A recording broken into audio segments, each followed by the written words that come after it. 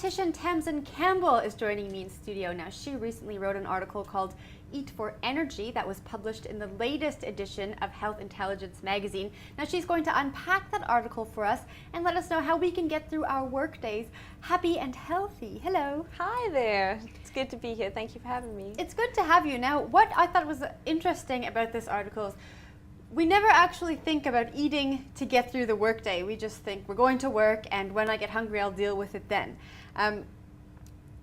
Why is that a problem?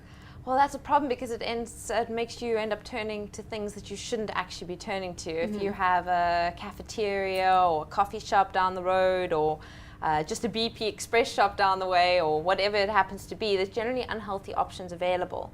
So it's better if you plan out your day of what you want to eat, how you want to feel, so that you don't end up turning to snacks that you shouldn't be turning to in a ravenous, desperate state. I often have those ravenous, desperate Me too, states. so I understand.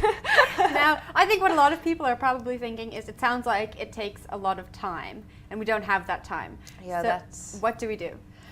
It's all about planning. It doesn't necessarily have to be time consuming. At least the preparation of the food doesn't have to be time consuming. It's about planning for it before the time. So if you think, all right, when is my time of weakness? Is it because I get hungry at around 10? I leave home, I maybe eat something in the car because I'm in such a rush, after getting the kids to school or whatever the case is. And then I might have, maybe before I left home, poured some really high GI cereals into a bowl, put some skim milk in, trying to be low fat and healthy, and then I'm hungry by 10. So you've got to think firstly about breakfast. Now, breakfast can be time consuming. If you're going to have something like an omelette filled with vegetables and all that kind of thing, it will be time consuming.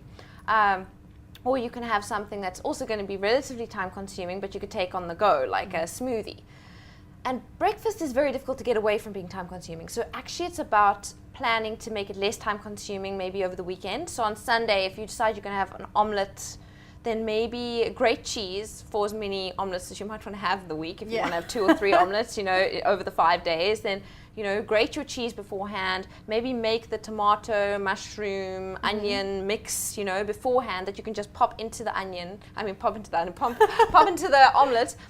So that it basically becomes a 5-minute affair. After all you have to do is mix up the eggs in the morning, and then you've prepared the rest. Or if you're making a smoothie, maybe make enough to keep in the fridge for the week. If try to choose things that aren't going to go bad, like bananas that might go brown in the smoothie over the week. Or you got to be a little bit creative and think about things that you could maybe take the time out of the weekend to do that will keep you full, hopefully through that 10 o'clock, where you might break down and go and get yourself a chocolate or a packet of chips or something like that. Now, why do the cereals and mueslis and these high GI, I guess breakfast cereal, grainy things, why do they make us hungry again at 10 o'clock?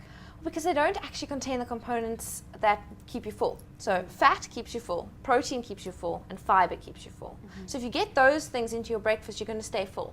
Okay. And you're not going to get into that desperate state that we spoke about earlier. You know what I mean? Yeah. So if something like an omelette, for example, a 2-egg omelette filled with vegetables, maybe some fresh Avon, maybe something like that, maybe some wilted spinach that you pop in from the, pop in some baby spinach leaves from the fridge.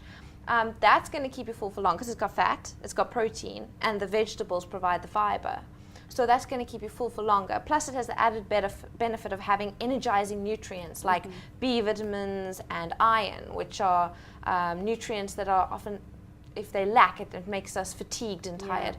So something like that would be great. But then you can make a smoothie with coconut milk and almond milk and maybe some full cream Greek yogurt and nuts and berries and seeds.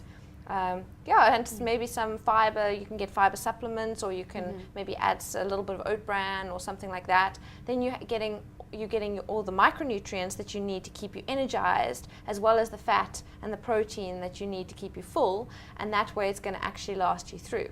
Now, if you don't do that and you have something like a piece of fruit on your way to work, and you are going to get hungry at 10, then I suggest that maybe you stock up your work desk and your work fridge with some healthy alternatives.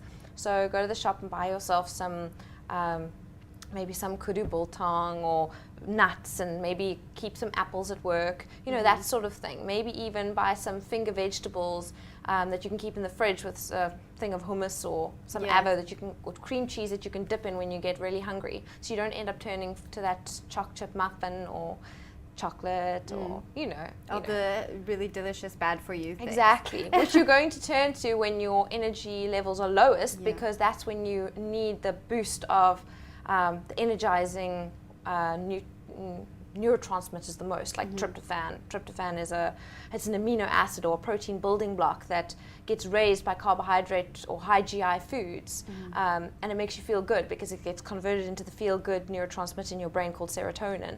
So when you're feeling unenergetic, those high carbohydrate, high GI foods are the ones you're going to turn to. The sugary foods that make you feel good also boost your dopamine, which is the rewarding neurotransmitter. So you want to stay away from getting yourself into the position where you get so ravenous.